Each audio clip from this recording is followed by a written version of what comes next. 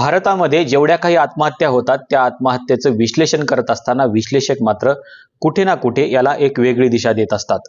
नांदेडमध्ये सध्या एक आत्महत्या झालेली आहे।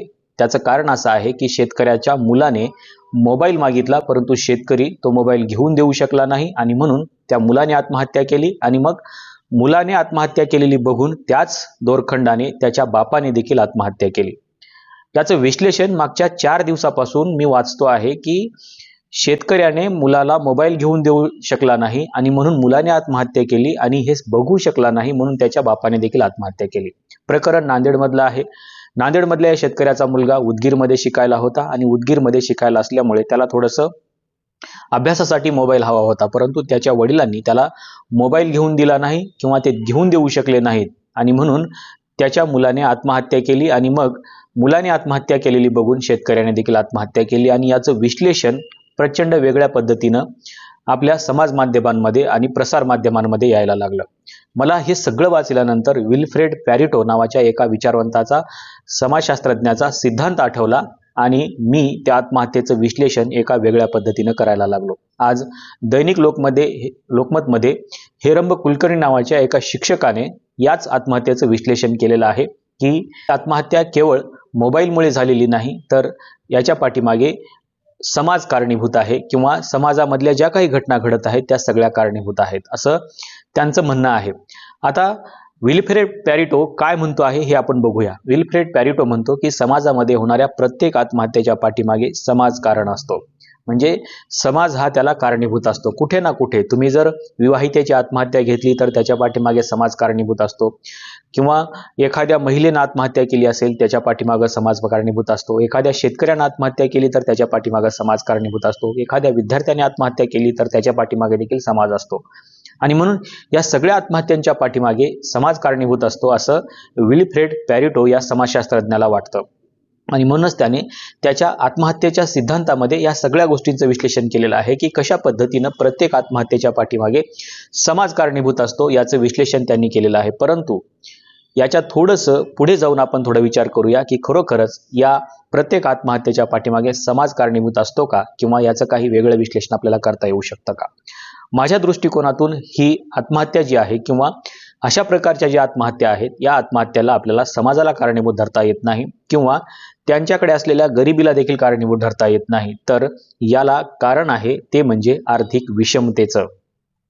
स्वातंत्र्य जेव्हा मिळालं त्यावेळेस भारतासमोर जे काही मोजकी आव्हानं होते त्यातला एक महत्त्वाचं आव्हान म्हणजे आर्थिक विषमता हे होतं आणि म्हणूनच संविधान सभेसमोर देखील हा प्रश्न होता की आपल्याला आर्थिक समता कशा पद्धतीनं प्रस्थापित करता येईल याचा विचार भविष्यामध्ये करावा लागेल, अन्यथा अशा गोष्टींना आपल्याला सामोरे जावं लागेल। आज आर्थिक विषमतेचं सगळ्यात मोठं आव्हान आपल्या समोर आहे। स्वातंत्र्य मिळालं, राज्यघटना तयार झाली आणि राज्यघटनेच्या अनुषंगाने बोलत असताना डॉक्टर बाबासाहेब आंबेडकरांनी संविधान सभेतल्या शेवटच्या भाषणामध्ये देखील सांगितलं की तुम्हाला आर्थिक विषमता दीर्घकाळ चालू शकणार नाही किंवा तुम्हाला टिकून ठेवता येणार नाही, तिच्यावरती तुम्हाला तोडगा काढावा लागेल आणि तुम्हाला आर्थिक समता प्रस्थापित करण्यासाठी सातत्याने प्रयत्न करावे लागतील। जर तुम्ही आर्थिक समता प्रस्थापित करू शकला नाही तर अशा प्रकारच्या आव्हानांना तुम्हाला तोंड द्यावं लागेल। एका बाजूला आर्थिक संपन्न असलेले लोक असतील आणि दुसऱ्या बाजूला आर्थिक दृष्टिकोनातून दारिद्र्य असलेले लोक असतील आणि याच्यामध्ये तुम्हाला मोठी तफावत दिसेल आणि या दोघांमधला संघर्ष तर सातत्याने सुरूच राहील, परंतु ज्या लोकांना आर्थिक समता मिळालेली नाही त्या लोकांचं सगळ्यात मोठं आव्हान तुमच्या समोर उभं असेल। आज तेच भारतामध्ये घडत आहे, परंतु याचं विश्लेषण मात्र कोणी करत नाहीये। त्या मुलाने मोबाईलसाठी आत्महत्या केली असं सांगितलं जात आहे, त्याचं कारण मोबाईल सांगितला जातो आहे किंवा मुलांना आजकालच्या मोबाईलशिवाय करमत नाही, मुलं आत्महत्या करायला लागली असं देखील सांगितलं जात आहे। हेरंब कुलकर्णी यांनी याचं विश्लेषण करत असताना सांगितलेलं आहे की त्या शेतकऱ्याकडे 2 एकर जमीन आहे आणि 4,20,000चं कर्ज त्याच्यावरती आहे। या कर्जाच्या पाठीमागे आर्थिक विषमता आहे, हे आपण याचं विश्लेषण केलं पाहिजे। ही आर्थिक विषमता का आली, आर्थिक दारिद्र्य का आलं, हे त्या शेतकऱ्याच्या या खोलामध्ये जाऊन आपण याचं विश्लेषण केलं पाहिजे की नेमकं आर्थिक विषमतेचं कारण काय आहे।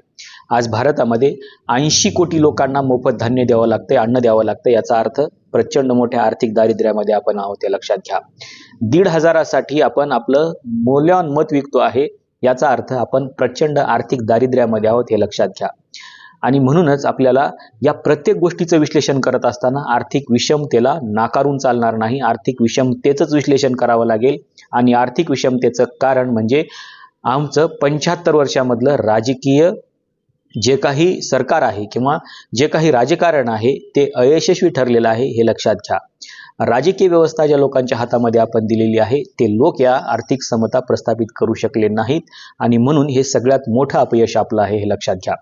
परंतु याचं विश्लेषण मात्र कोणीही करत नाही. मागच्या 4-5 दिवसामधल्या सगळ्या बातम्या जर काढून बघितल्या तर मोबाईलसाठी विद्यार्थ्याने आत्महत्या केली आणि त्याच्या वडिलांनी पुन्हा त्याच दोरखंडाने आत्महत्या केली असं सांगितलं जाते. परंतु त्यांच्या आर्थिक विषमतेचं मात्र विश्लेषण कोणी करत नाहीये की ही आर्थिक विषमता का आली.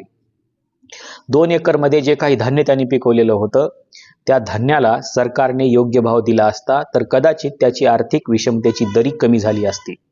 जर त्याच्या मुलाला सरकारने मोफत शिक्षणाची व्यवस्था केली असती तर त्याच्या आर्थिक विषमतेची दरी थोड्याफार प्रमाणामध्ये कमी झाली असती. जर त्या शेतकऱ्याला लागलेल्या आरोग्याच्या सुविधा असत्या त्या सरकारने दिल्या असत्या तर त्याची आर्थिक विषमतेची दरी थोडीफार कमी झाली असती. जर त्याला फूड सिक्युरिटी दिली गेली असती तर त्याची आर्थिक विषमतेची दरी थोडीफार कमी झाली असती. आणि त्याचं जे काही कर्ज आहे ते कर्ज माफ करण्यासाठी तुम्हाला जर एखाद्या मोठ्या बिझनेसमॅन व्यक्तीला ज्यांनी कर्ज घेऊन हा देश सोडून पळून गेलेले आहेत त्याचं कर्ज तुम्ही माफ न करता जर या शेतकऱ्याचं कर्ज माफ केलं असतं तर त्याची आत्महत्या झाली नसती. आणि म्हणून मी याच्यासाठी याचं विश्लेषण करतो आहे की आपण पळवाटा काढतोय आणि सरकारला देखील याच्यामधून बाजूला ठेवतोय. आणि म्हणून कुठल्याच वर्तमानपत्राने हे छापलं नाही की आर्थिक विषमतेमुळे ही आत्महत्या झालेली आहे, मोबाईलमुळे झालेली नाही तर ही आत्महत्या थेट आर्थिक विषमतेमुळे झालेली आहे. कारण त्याच्या बरोबरीच्या सगळ्या मुलांना मोबाईल आहेत, त्याला मोबाईल नाही. कारण त्याला मोबाईल नाही याचं कारण तो गरीब आहे आणि म्हणून त्याची गरिबी, त्याच्याकडे असलेली आर्थिक विषमता, तो ज्या वर्गामध्ये शिकतोय त्या वर्गामधल्या मुलांकडे मोबाईल आहे याच्याकडे नाही. अर्थात तिथे देखील एक आर्थिक विषमतेची दरी त्या वर्गामध्ये निर्माण झालेली आहे आणि तो पोरगा तो सहन करू शकला नाही. आणि म्हणून आर्थिक विषमतेचं विश्लेषण मात्र कोणीही करायला तयार नाही. आणि म्हणून आपण आर्थिक विषमतेला जे काही लोक कारणीभूत आहेत त्यांना वाचवण्याचा प्रयत्न करतोय. कुठल्याही वर्तमानपत्राने असं मथळा दिलेला नाही किंवा असं हेडिंग दिलेलं नाही की आर्थिक विषमतेमुळे एका विद्यार्थ्याने आत्महत्या केलेली आहे.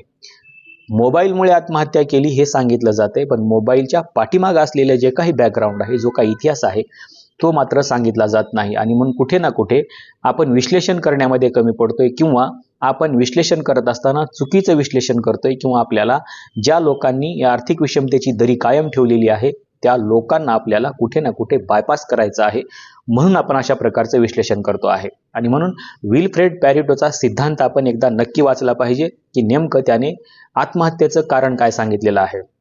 आत्महत्येचं कारण मोबाईल वगैरे अशा गोष्टी असू शकत नाहीत, तर त्याने जे काही आत्महत्येचं कारण सांगितलं त्याच्या पाठीमागे समाज असतो आणि समाज नेमका काय विचार करतो याचं विश्लेषण विल्फ्रेड पॅरेटोने केलेलं आहे. आणि त्या समाजाच्या विचार करण्याच्या प्रवृत्तीमधून लोक आत्महत्या करत असतात.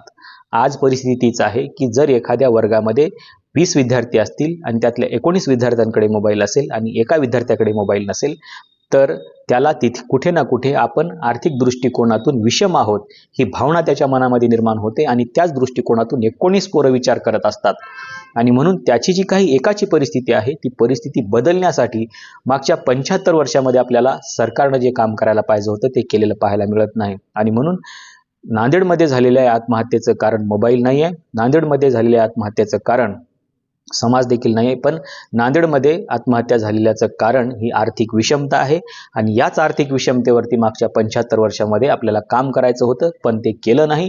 आणि म्हणून आर्थिक विषमतेची दरी सातत्याने वाढत चाललेली आहे. आणि म्हणूनच याच आर्थिक विषम असलेल्या लोकांना 1,500 रुपये देऊन सरकार स्थापन केलं जाते, परंतु त्यांची गरिबी मात्र दूर केली जात नाही. आणि म्हणूनच अशा प्रकारच्या आत्महत्या होत आहेत. याच्यासाठी एकच कारण आहे, ते म्हणजे आर्थिक विषमता. तुम्हाला नेमकं या सगळ्या वाचलेल्या बातम्याबद्दल आणि या शेतकऱ्याने आणि त्याच्या मुलाने केलेल्या आत्महत्येच्या पाठीमागे नेमकं काय कारण असू शकतं हे तुम्हाला काय वाटतं, तुमचं विश्लेषण नेमकं काय आहे ते देखील सांगायला विसरू नका. आजच्या व्हिडिओमध्ये इथेच थांबूया. धन्यवाद.